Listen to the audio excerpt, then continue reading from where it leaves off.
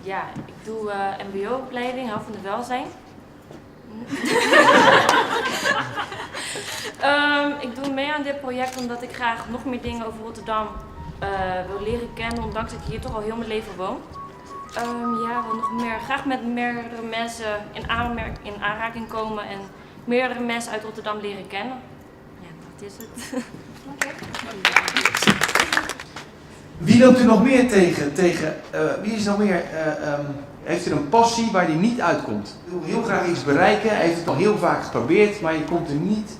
Lukt niet. Ik heb niet echt heel veel dingen geprobeerd, maar omdat ik zelf een tienermoeder ben en vaak is het al van een tienermoeder kan. En ik heb af en toe nog steeds moeite ermee van gelijk het vooroordeel, een tienermoeder kan niet voor het kind zorgen.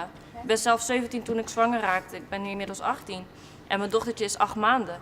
En als je het echt wil, kom je er wel. En vaak omdat je zoveel inzet zelf moet tonen en dat er vaak van buitenaf is van je moet zelf de initiatief nemen van oké, je moet daar en daar en daar naartoe gaan. Maar als je zelf niet zo'n persoon bent en je weet niet waar je naartoe moet, dan kom je er echt helemaal niet. En daarom ben ik nu eerst mijn helpende welzijnopleiding ben ik mee bezig. Daarna wil ik SPW doen. En daarna wil ik toch uiteindelijk iets voor tienermoeders, een project beginnen.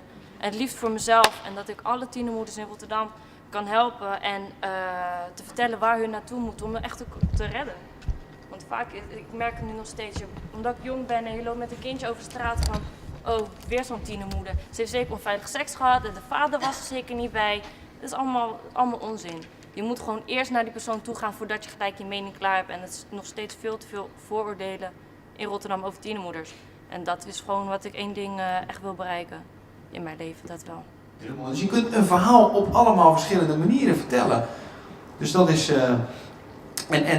Maar wat schrijven betreft is een neus hebben voor wat vinden mensen interessant. Maar ja, dat is ook niet aan. Maar je kunt ook zeggen van, ik wil het juist voor een hele kleine doelgroep doen. Dichters bijvoorbeeld.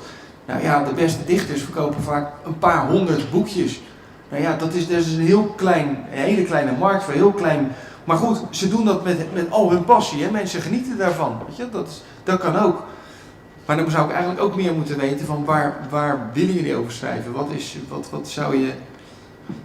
Dan moet ik meer van de groep eigenlijk ook weten. Dus als er iemand nu zich geroepen voelt om naar voren te stappen en zegt van nou, dit is wat ik wil aanpakken. Bijvoorbeeld, hoe zou jij het willen aanpakken? Zou jij het als in de journalistiek willen aanpakken? Of zou je gewoon een verhaal willen schrijven over van hé, tienermoeders, daar moet aandacht voor komen. Ik zou wel meerdere dingen willen. Ik zou wel meerdere dingen willen doen. Ik zou het liefst zoveel mogelijk aandacht te kunnen krijgen voor en door jongeren. Via een boek, via posters, eventueel wat in de stad komt te hangen. En informatiecentra's vind ik sowieso heel erg belangrijk. Net als wat je als een jongerenloket hebt en dan echt gewoon een speciaal punt hebt voor alleen tienermoeders met vragen. Die met echt hele grote vragen komt van ik zit zo ver in de put, waar moet ik in godsnaam naartoe?